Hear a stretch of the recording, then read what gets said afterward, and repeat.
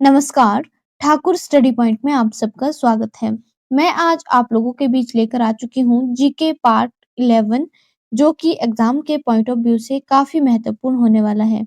Video को शुरू करने से पहले अगर आप मेरे चैनल पर नए हैं तो प्लीज चैनल को सब्सक्राइब करें, साथ ही बेल आइकन प्रेस करें और अगर आपको मेरी वीडियो पसंद आए तो प्लीज वीडियो को लाइक एवं शेयर जरूर करें। चलिए वीडियो को शुरू करते हैं। सबसे पहला प्रश्न, निम्न में से किसने भारत में सहायक संधि की शुरुआत की?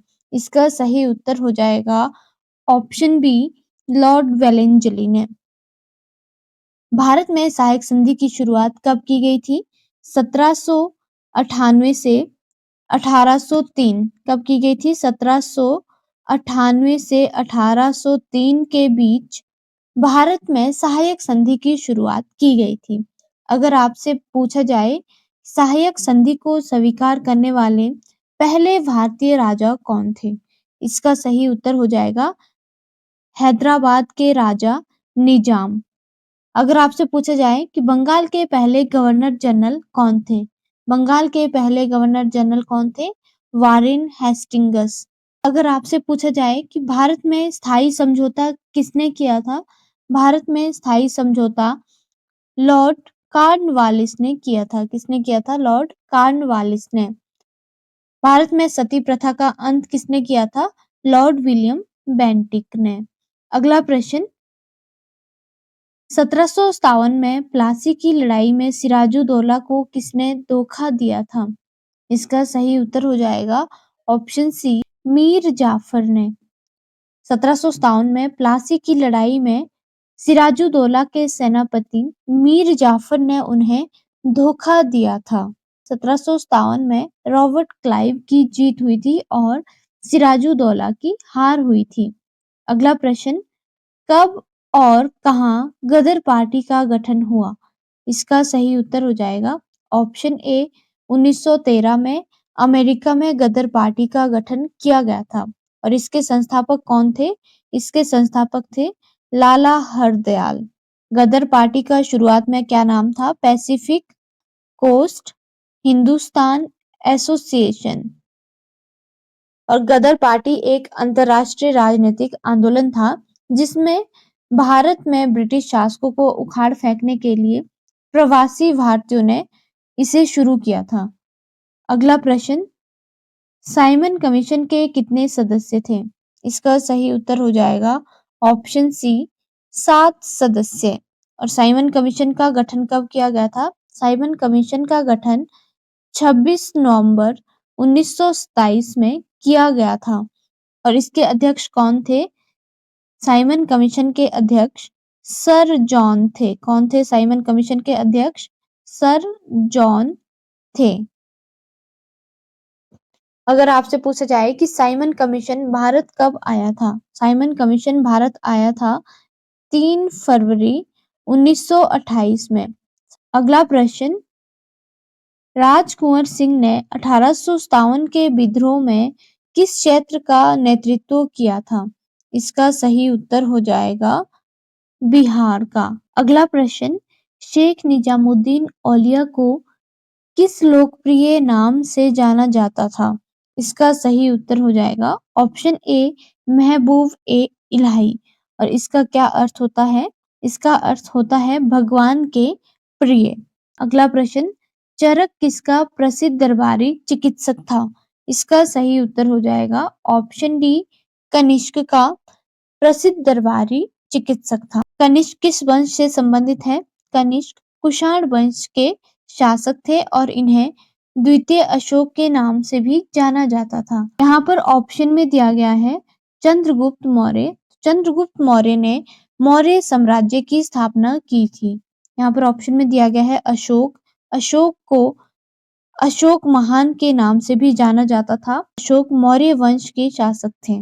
अगला प्रश्न, निम्न में से कौन बहावी आंदोलन का एक नेता था? इसका सही उत्तर हो जाएगा ऑप्शन सी, सैयद अहमद ब्रेलवी। बहावी आंदोलन कब शुरू किया गया था? बहावी आंदोलन 1820 में शुरू किया गया था और ये कहाँ से शुरू हुआ था? ये पटना और बिहार के आसपास शुरू हुआ था। अगर आपसे पूछा जाए कि बहावी आंदोलन क्या था? बहावी आंदोलन इंडो इस्लामिक समाज में सामाजिक और धार्मिक सुधारों के लिए आंदोलन था। अगला प्रश्न, लोकसभा के अध्यक्ष निम्न को अपना त्याग पत्र संबोधित कर पद से इस्तीफा दे सकता है। इसका सही उत्तर हो जाएगा ऑप्शन सी, लोकसभा के उपाध्यक्ष को। अगला प्रश्न, भारत के राष्ट्रपति के विरुद्ध महाभियोग की कार्यवाही कौन प्रारंभ कर सकता है?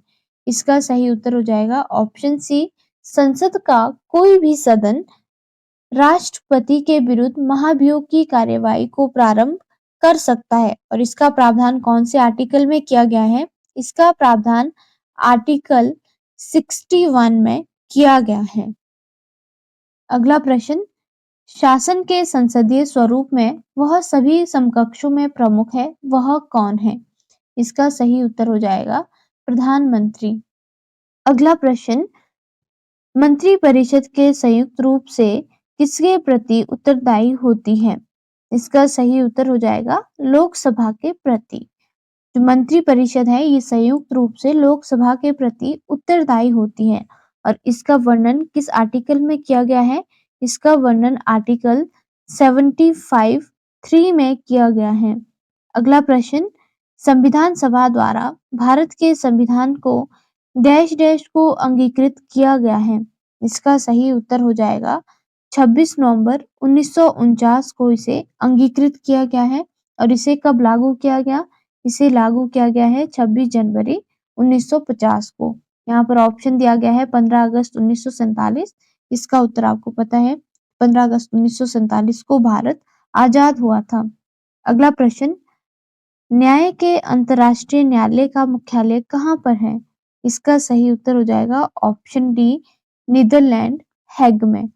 अगला प्रश्न, पानीपत की तीसरी लड़ाई हुई थी। इसका सही उत्तर हो जाएगा ऑप्शन बी, 1761 में। पानीपत की पहली लड़ाई कब हुई थी? 1526 में। किसके बीच? बाबर और इब्राहिम लोधी के बीच, जिसमें कि बाबर विजयी हुआ था और उसने मुगल वंश की नींव रखी थी। अगर पूछा जाए कि पानीपत की दूसरी लड़ाई, पानीपत की दूसरी लड़ाई 1556 में हुई थी। किसके बीच? अकबर और हैमू के बीच।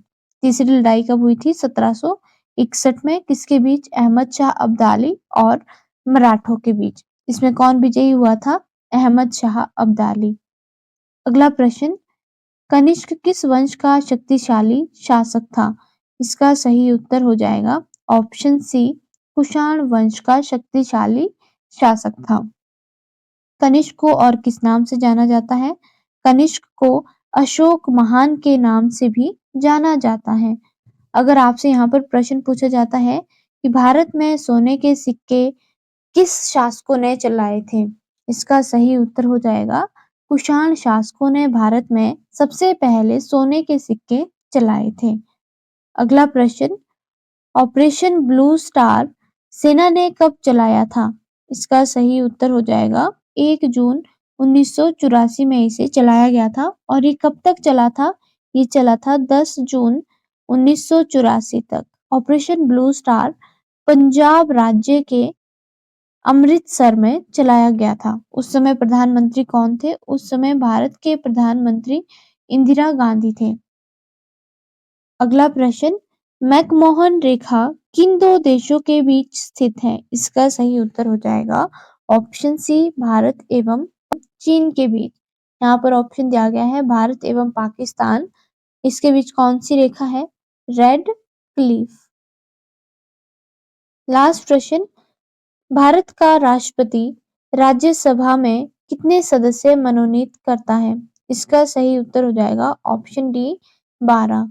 आज के लिए इतना ही। धन्यवाद।